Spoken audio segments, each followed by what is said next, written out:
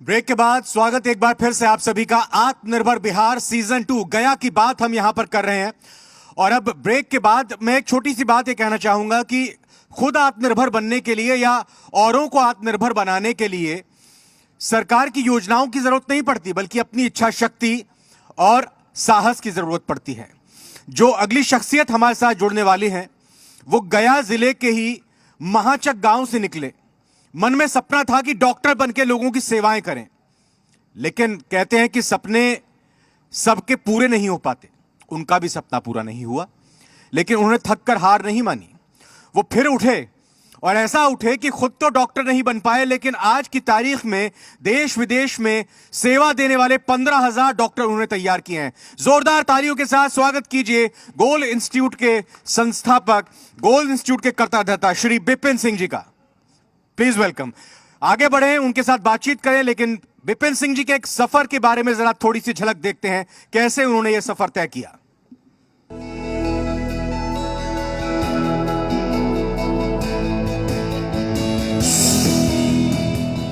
गोल बिहार ही नहीं, देश में मेडिकल पढ़ाई का ब्रांड बन चुका है। इसके संस्थापक बिपिन सिंह गया जिले के नक्सल प्रभावित महाचक गांव से आते हैं। बिपिन सिंह बनना चाहते थे डॉक्टर, लेकिन नियति को कुछ और ही मंजूर था। मेडिकल की तैयारी करने वाले छात्रों की परेशानी देखी तो टेस्ट सीरीज पब्लिश करनी शुरू की। यह सिलसिला 1997 में शुरू हुआ, जिसने जल्द ही कोचिंग संस्थान का रूप ले लिया। गोल एजुकेशन विलेज जो बिल्कुल अनूठा प्रयोग है गोल संस्थान का, इस जगह पे रखकर छात्रों को जो पढ़ाई दी गई और जो केयर किया गया, पैंडेमिक जैसे बहुत एडवर्स कंडीशन में भी छात्रों को रखकर जो चीज़ें दी गई वो रिजल्ट्स में कन्वर्ट हुआ। कोरोना महामारी के बीच गोल संस्थान अपने स्थापना की सिल्वर जुबली यानी कि 25वीं वर्षगांठ मना रहा है। इसी का नतीजा है कि गोल इंस्टीट्यूट से पढ़ने वाले 15,000 छात्र अब तक डॉक्टर बन चुके हैं, जो देश विदेश में अपनी सेवाएं दे रहे हैं। साधारण परिवार के या फिर वैसे छात्र जो कम संपन्न हैं, ऐसे छात्र का सिलेक्शन हो सकता है कि नहीं, तो मुझे कमी दिखाई दी कि उनकी प्रैक्टिस नहीं है, उनका सेल्फ स्टडी प्रॉपर नहीं है, उनका सही गाइडलाइन नहीं है, वो सही तरीके से कॉम्पिटिटिव इन्वायरमेंट फॉलो नहीं कर पाते हैं। उसी कमी को पूरा करने के लिए ये गोल प्रैक्टिस सेंटर की शुरुआत हुई थी। बिपिन सिंह और उनका संस्थान गोल मेडिकल की पढ़ाई का पर्याय बन चुके हैं। टेस्ट सीरीज से जिस संस्थान की शुरुआत हुई थी, वो अब मेडिकल की पढ़ाई की गोल विलेज के रूप में गाँव बसाने लगा है, जिससे डॉक्टर्स निकल रहे हैं। कैसे बच्चों को निकाला जाए और कैसे उनको रिजल्ट तक पहुंचाया जाए, ये एक एक्सपेरिमेंट, एक नया तरीका जो था या एक प्रयोग जो था वो हम लोगों ने किया यहाँ पे बिहार में। गोल यानी कि लक्ष्य हासिल करने की दिशा में बिपिन सिंह ने जिस तरीके से काम किया है, उसकी चर्चा देश के बड़े मेडिकल संस्थान, काम करने वाले चिकित्सकों के बीच होती है। यही सफलता का पैमाना है। ब्यूरो रिपोर्ट, जी मीडिया। जी हाँ, यही शख्सियत बिपिन सिंह इस वक्त हमारे साथ मौजूद हैं। बहुत बहुत स्वागत बिपिन जी। जैसे मैंने कहा कि थैंक यू। साहस की इच्छा शक्ति की जरूरत होती है आत्मनिर्भर बनने के लिए। गोल इंस्टीट्यूट, गोल विलेज, सबकी विस्तार से बात करूंगा, लेकिन सपना यह था कि डॉक्टर बनना है, बीमार लोगों का इलाज करना है, उनकी सेवा करनी है। लेकिन जब सपना पूरा नहीं हुआ तो कैसे अपने आप को संभाला और कैसे आगे बढ़े, यहां तक पहुंचे? जी, पहले आपके माध्यम से इस गयावासी और गया के गणमान्य जो अतिथि हमारे सामने मौजूद हैं, उनका अभिनंदन और स्वागत करना चाहेंगे। और आपको भी गया के धरती पे बहुत बहुत स्वागत, जी के सारे सदस्यों का स्वागत। और ये सौभाग्य है कि हमें मौका मिला है अपने ही धरती पे, जहाँ से मैं पला बढ़ा था, अपने बचपन यहाँ से बिताया है हमने। शुरुआत हुई थी कुछ 97 की बात रही है, और 97 में निश्चित रूप से उससे पहले 90s के समय में जब हमने प्रिपरेशन किया और कहीं कमी रह गई, 2 नंबर से पीछे छूट गए, और मुझे लगा कि अब हमें सिविल सर्विसेज की तैयारी करनी चाहिए। मैं उससे आगे बढ़ रहा था। इसी बीच में मुझे लगा कि बहुत सारे स्टूडेंट ऐसे हैं जो 3 वर्ष, 4 और 5 वर्ष तक तैयारी कर रहे होते हैं और उनका सिलेक्शन नहीं हो रहा था। हमने महसूस किया कि कमी कहाँ रह गई। तो बहुत टेक्निकल जो प्रॉब्लम्स थे वो मुझे दिखा, और वो ये था कि जैसे सिलेक्शन में 2 पहलू देखा जाता है। पहला नॉलेज गेन करना, और दूसरा इस नॉलेज को एग्जामिनेशन हॉल का जो गिवन टाइम है 3 घंटा, 2 घंटा या 2.5 घंटा, उस नॉलेज को उस 2.5 या 3 घंटे के सीमित टाइम में डिलीवर करना, ये बहुत इंपॉर्टेंट होता है। तो हमने ये देखा कि जानकारी बहुतों के पास है, लेकिन वो डिलीवर नहीं कर पा रहे थे, अपनी जानकारी को उस 3 घंटे में वहाँ पे एग्जीक्यूट नहीं कर पा रहे थे।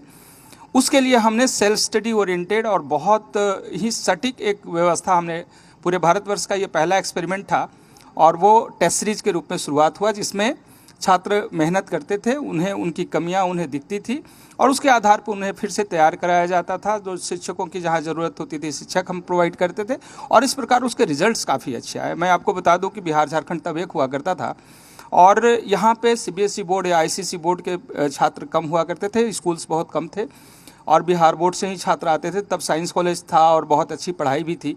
मैं कह सकता हूँ कि कुछ वो डेटोरिएशन भी जो हमसे पहले वक्ता ने बहुत अच्छे से एक्सप्लेन भी उन्होंने किया है। तो लेकिन एनसीईआरटी की समझ नहीं थी बच्चों में और 93 में इंसर्ट हुआ था एनसीईआरटी कंपटीशन में, खासकर मेडिकल एंट्रेंस एग्जामिनेशन में, और वो कमी के वजह से बिहार और झारखंड के छात्र का संख्या बहुत कम था ऑल इंडिया में। जैसे ही टेस्ट सीरीज की शुरुआत हुई और एक बड़ी संख्या आने लगी, हमें वहीं से तुरंत हमें एक ब्रेक मिला और इसके बाद हम बिहार से आगे बढ़े बनारस और इसके बाद बोकारो, दिल्ली, लखनऊ, इलाहाबाद, बिहार, झारखंड, छत्तीसगढ़ में 18 ब्रांच के साथ हम लोगों ने काम किया। 3 वर्षों में ही वहाँ तक हम पहुँचे और काफ़ी अच्छी सफलता मिली बच्चों को और इससे हमें प्रोत्साहन मिला। और उसके बाद नए एक्सपेरिमेंट हमने करना शुरू किया कि कैसे ज़्यादा से ज़्यादा छात्र, और वैसे छात्र जो गांव से आते हैं, गरीब परिवार के हैं, पैसे कम हैं और पलायन की स्थिति भी थी उस समय, आज भी बहुत है, लेकिन जितना हो सकता है कम करने की कोशिश वो हमने किया। और मुझे लगता है कि दोषारोपण तो किया जा सकता है, बहुत आसान काम है, इसने वो नहीं किया और उसने वो नहीं किया, लेकिन मुझे लगता है कि आत्ममंथन करना चाहिए कि हम क्या कर सकते हैं। रोजगार की बात हो रही है, आत्मनिर्भर बिहार की बात हो रही है, शिक्षा स्वास्थ्य की बात हो रही है, उसमें हम ये कहें कि बिहार का जो संस्कार रहा वो आज से नहीं है। 2000 वर्ष पहले भी अमेरिका जैसा जो आज का डेवलप्ड कंट्री है, वो जंगल का ज़िंदगी जब जी रहा था तो हम नालंदा विश्वविद्यालय से पूरे विश्व को ज्ञान बांट रहे थे। और ये जो जिस धरती पे हम बैठे हैं, ये तो ज्ञान और मोक्ष की धरती है, यहाँ भी ज्ञान मिला और ऐसा कि पूरे विश्व में फैला। तो हम जिस राज्य से आते हैं, जिस स्थान से आते हैं, वहाँ की जो शक्ति है, वहाँ की जो समृद्धि है, हम उसे एक साथ महसूस कर अपने अंदर की इच्छा शक्ति बटोर कर एक छोटा सा प्रयास करें तो हमारे जैसे बहुत सारे लोग हैं, बहुत एंटरप्रेन्योर्स हैं जो काम कर रहे हैं और वो ख्याति भी प्राप्त कर रहे हैं और अपने बिहार के छोटे छोटे कस्बे, राज्य से कस्बे और ज़िले से निकलकर वो आज देश विदेशों में अपना परचम लहरा रहे हैं। हमने भी यही किया।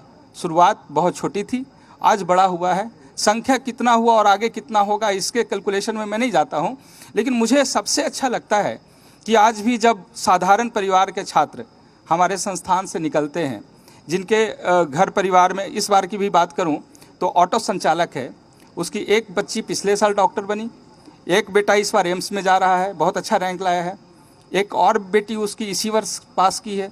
मतलब अपने घर के 4 बच्चों में 2 बेटी और 1 बेटे को उसने डॉक्टर बना दिया, मेडिकल कॉलेज तक उन्होंने पहुंचाया और उसमें हमारी छोटी सी भागीदारी है। हमने उनकी मेधा को पहचाना जब वो 10th में थे या 9th में थे, उस समय उसका गोल्ड टैलेंट सर्च एग्जामिनेशन के माध्यम से एक जो एग्जामिनेशन होता है पूरे बिहार, झारखंड, छत्तीसगढ़, वेस्ट बंगाल, 5 स्टेट में होता है वो, तो उसमें उसकी मेधा पहचानी गई। लगा कि इसमें कुछ लेवल है और उसे मेहनत करवाया जाए, सही दिशा दी जाए तो वो सफलता हासिल कर सकता है और वो मिला है। ऐसे कई अनगिनत ऐसे छात्र हैं जिनके माता पिता बहुत छोटे काम करते हैं, वो सब्जी बेचते हैं या ठेला चलाते हैं, ऐसे और आपने सुना होगा बिहार इसी के लिए मिसाल दिया जाता है कि ऐसे छात्र बिहार में भरे पड़े हैं और इन लोगों ने एक स्थान स्थापित किया है, अपने आप को एक स्थान पे पहुँचे हैं और ये प्रोत्साहन है हम सब लोगों के लिए भी, छात्रों के लिए भी।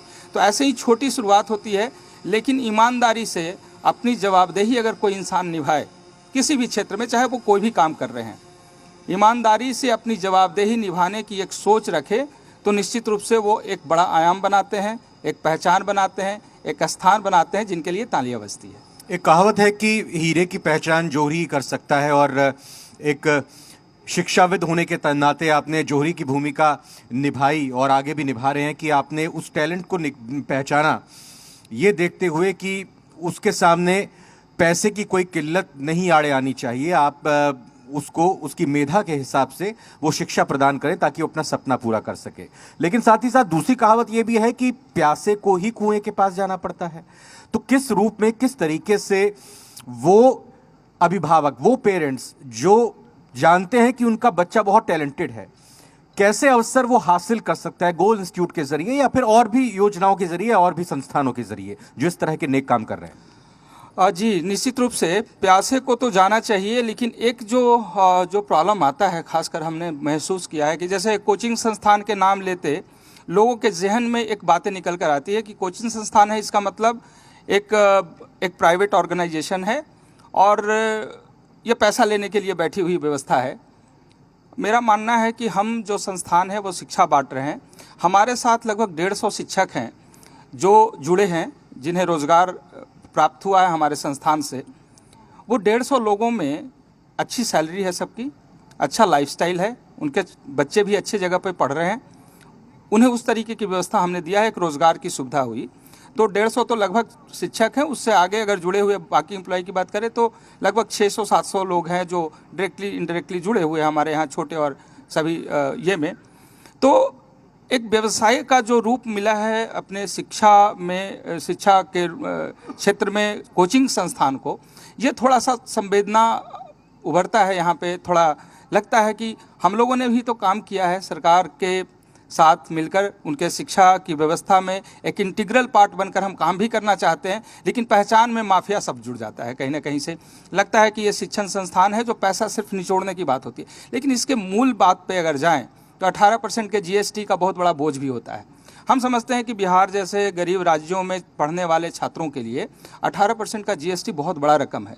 बहुत बार कोशिश हम लोगों ने करी है और भी कर रहे हैं भी कि इस पर सुनी जाए बात और उसको घटाकर थोड़ा कम किया जाए, ताकि ये डायरेक्टली इनडायरेक्टली लोड जो अभिभावक और छात्रों पे पड़ता है वो कम हो। तो निश्चित रूप से इस डर से भी बहुत लोग हमारे पास नहीं आ पाते हैं, ये हमने देखा है, महसूस किया है। उन्हें लगता है कि हम वहाँ जाएंगे, इतना पैसा हमारे पास है नहीं। लेकिन उसी में हम लोगों ने कोशिश किया है पिछले 11 वर्षों से, गोल्ड टैलेंट सर्च एग्जामिनेशन हम लोगों ने जो लॉन्च किया था, इसका मकसद ही है कि गांव तक हम पहुँचे। स्कूल में जो पढ़ने वाले बच्चे हैं उन्हें एक अपॉर्चुनिटी मिले, जो पढ़ने वाले मेधावी छात्र हैं, जो जुझारू हैं, जिन्होंने सपना देखा है, उनके सपने को साकार करने का हम अपनी भूमिका निभाने की कोशिश करें। और ये लगातार हो रहा है। मैं अभी आपको बताऊं कि बहुत सारे छात्र पिछले 11 वर्षों में जो गोल्ड टैलेंट सर्च एग्जामिनेशन के माध्यम से चयनित हुए, जिन्हें आगे सुविधा हमारी संस्थान ने दिया और दूसरे संस्थान में भी जाकर पढ़े, ऐसे मेधावी छात्र जिन्हें प्रोत्साहन मिला गोल्ड टैलेंट सर्च एग्जामिनेशन से, और उस प्रोत्साहन को लेकर जब वो आगे बढ़े तो आज IAS हैं, IPS क्वालिफाई किए, डॉक्टर बने, इंजीनियर बने, मतलब आप कहें तो दूसरे क्षेत्रों में भी उन्होंने अपना स्थान सुरक्षित किया। और ये सुखद अनुभव है और इससे हम लोग का प्रोत्साहन भी बढ़ता है, हम लोग को काम करने का प्रोत्साहन मिलता है और इस तरीके से आगे काम करने की हम कोशिश। गोल इंस्टीट्यूट से गोल विलेज की परिकल्पना ये कैसे आया और है क्या मूल रूप से गोल विलेज? जी, मैं जब देखता रहा हूँ कि छात्र जब पढ़ाई कर रहे होते हैं तो आज पढ़ाई का जो जिसमें कंसंट्रेशन नहीं होता, ये बड़ा इम्पॉर्टेंट पॉइंट है कि किसी भी कार्य को आप करते हैं उसमें कंसंट्रेशन होना चाहिए, एकाग्रता होनी चाहिए। तो एकाग्रता एक समय तक जब मोबाइल हाथ में नहीं हुआ करता था तो एकाग्रता तो थी, लेकिन धीरे धीरे हाथ में मोबाइल आया और नीड भी बना। कोविड काल में तो इसी माध्यम से पढ़ाई भी हुआ। लगभग हम लोग तो वैसे तैयार नहीं थे, लेकिन 12,500 से ज़्यादा छात्रों को हम लोगों ने सेवा दिया। व्यवस्था भी नहीं थी, इंटरनेट की सुविधा और बाकी सारी चीज़ें, बहुत बड़ा एक गैप था, लेकिन हुआ इस बात को। लेकिन इस मोबाइल के समय में बहुत स्वाभाविक चीज़ें हैं कि छात्र पढ़ाई कर रहे हो या हम काम कर रहे हो, हमारी उंगलियां फिसलती हैं। हम तुरंत अपने काम को करते करते दूसरे भी पोर्टल पे चले जाते हैं और उसमें दूसरा काम भी हम करना शुरू करते हैं। तो ऐसे एकाग्रता की कमी होने से छात्रों का सिलेक्शन प्रभावित होता है। और समय कितना मिलता है? स्कूल के पढ़ाई के बाद महज कुछ महीने का समय मिलता है। एक बहुत बड़ा सिलेबस है 2 वर्ष का, जिसे फिनिश कराना होता है, कॉम्पिटिटिव अप्रोच देना होता है, प्रैक्टिस कराना होता है और कॉम्पिटिशन के लेवल पे उन्हें सिलेक्शन के लिए तैयार करना होता है। तो ऐसे में एकाग्रता अगर ना हो तो फिर मुश्किल हो जाएगा। तो गोल विलेज का कल्पना तब से शुरू हुआ था। वैसे 2005 से हमने प्रयास किया था, 2011 से वो ज़मीन एक्विजिशन करना शुरू किया और पटना के आसपास में ज़मीन को एक्वायर करना अपने आप में बहुत बड़ा चैलेंज है। फिर भी हम लोगों ने लगभग 14 एकड़ ज़मीन हम लोगों ने अब तक एक्वायर किया है और बिहार के अलावा झारखंड में भी हम लोगों ने शुरू किया है इस चीज़ को, और आगे भी हम लोग लेके आएंगे। लेकिन अभी बिहार में स्थापित हुआ है गोल विलेज। उसमें हमने कोशिश की है कि जो डिस्ट्रक्शन है स्टूडेंट का वो कम से कम हो उसका कंट्रोल किया जाए। तो एक ऐसी व्यवस्था है जहाँ पे छात्र आते हैं, पढ़ाई करते हैं, वहीं रहते हैं, उनके पास मोबाइल की सुविधा नहीं है और घर में बात करने के लिए आधे घंटे या 1 घंटे का समय दिया जाता है उन्हें। मतलब वो कंट्रोल तरीके से उन बच्चों को गाइड किया जाता है जहाँ पे डिस्ट्रक्शन कम हो, बाज़ार घूमने की का जो ऐसे स्वतंत्र मौका मिलता है बाकी शहरों में रहकर, ऐसी व्यवस्था नहीं है। तो 6 महीने मैंने देखा है कि वो एकाग्र पढ़ाई वहाँ करते हैं और बहुत अच्छा रैंक लाते हैं। लास्ट ईयर कोविड में भी आप समझे 300 से ज़्यादा छात्र पिछले वर्ष भी दोनों कैंपस से क्वालिफाई किए थे और इस बार भी 350 बच्चे मेडिकल कॉलेज में जा रहे हैं। तो ये सब तभी संभव हुआ जब वो व्यवस्था दी गई, और व्यवस्था तब दिया गया जब बच्चों का प्रॉब्लम्स हम लोगों ने बड़े करीब से महसूस किया, उन्हें गाइड करते हुए कि ये एकाग्र नहीं रह पा रहे हैं, मोबाइल में कहीं ना कहीं टैप हो रहे हैं और घर की कहानियाँ इनके पास ज़्यादा चल रही है। इस सब से रोकने के लिए इस तरीके की व्यवस्था की गई, जिसमें एक लाइब्रेरी की व्यवस्था जहाँ पे बच्चे एकाग्र होकर पढ़ाई कर सकते हैं। सोने का कैसा व्यवस्था होना चाहिए, मॉर्निंग योगा से शुरुआत करें आप, उसकी डाइनिंग अच्छी होनी चाहिए, उसके लिए फिटनेस की व्यवस्था भी ठीक रखना है, वो सब कुछ। क्योंकि मेंटल हेल्थ का भी ध्यान रखना होता है, मानसिक रूप से उसकी मजबूती होगी तभी वो शारीरिक रूप से मजबूत होगा, एग्जामिनेशन में परफॉर्म करेगा। हर छोटी छोटी बातों पर ध्यान रखा गया और उसी का परिणाम गोल विलेज है, जिसमें बॉयज़ के लिए, गर्ल्स के लिए वो व्यवस्था दिया गया है।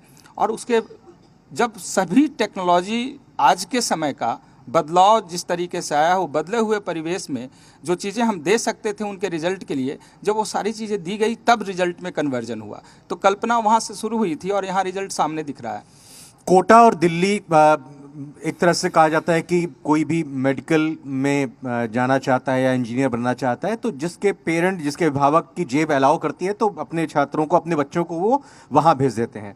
लेकिन क्या आप बिहार में गोल इंस्टीट्यूट के ज़रिए या बाकी और जो सुविधाएं और इंस्टीट्यूट के ज़रिए सामने आ रही हैं, क्या लगता है कि बिहार भी, पटना भी, रांची भी हब बन सकता है एजुकेशन देने के लिए, मेडिकल की एग्ज़ाम देने के लिए?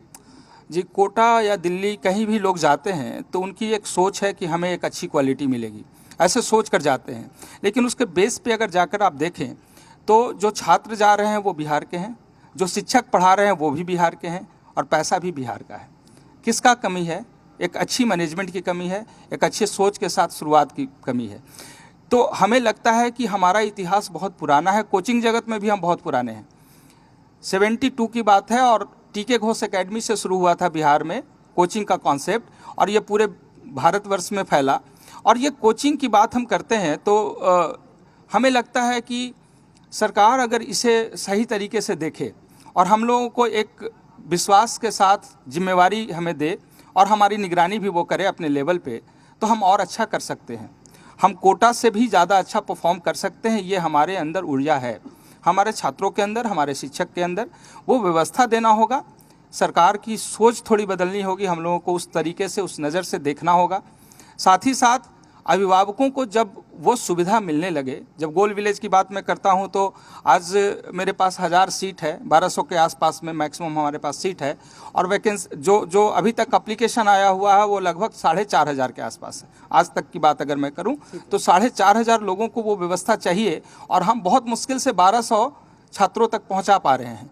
बाकी ऐसे और भी छात्र हैं जो आना चाहते हैं लेकिन वो व्यवस्था नहीं मिल पा रही है। अगर वो व्यवस्था हम देना शुरू करें तो निश्चित रूप से बिहार में वो संभावनाएं हैं, यहाँ के लोगों में संभावनाएं हैं। एक बार जब रिजल्ट होना शुरू होता है तो लोग विश्वास भी करते हैं, मौका मिलता है और परफॉर्मेंस भी सामने दिखता है। मैं शिक्षाविद विपिन सिंह से इतर अब गयावासी विपिन सिंह से जानना चाहूँगा, शिक्षा से अलग, कि गया की तरक्की आज की तारीख में आप कैसे देखते हैं? चुनौती यहाँ पर क्या है? कैसे और ज़्यादा तरक्की यहाँ हमारा शहर कर सकता है? गया से मैं पला बढ़ा हूँ, 10th तक हमारी पढ़ाई यहीं पे हुई थी और फॉर्चुनेटली 11th 12th में भी कुछ ऐसी चीज़ें हुई कि हम साइंस कॉलेज नहीं पहुँच सके कुछ घटनाओं के वजह से।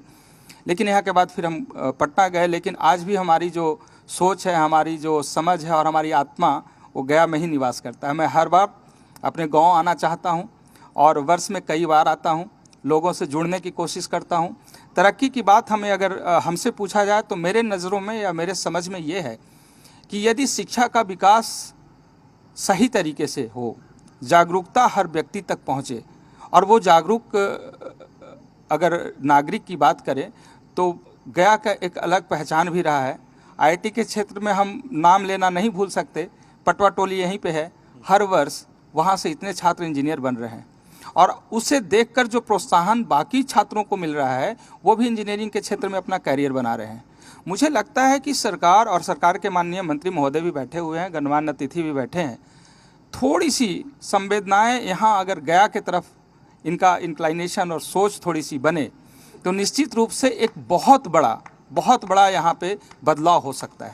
जरूर, बिल्कुल, बहुत बहुत शुक्रिया। और इसी बदलाव के लिए हम सब पूरी तरह से कटिबद्ध और प्रतिबद्ध हैं। आप विपिन सिंह जी बिहार झारखंड के इस कार्यक्रम में शरीक हुए, मैं बहुत बहुत धन्यवाद कहना चाहूंगा और आग्रह करूंगा अपना स्थान ग्रहण कर थैंक यू सो मच। बहुत बहुत धन्यवाद। थैंक यू बहुत बहुत धन्यवाद। और अगले मेहमान जो हमारे साथ जुड़ने वाले हैं, राजनीति के कई दशक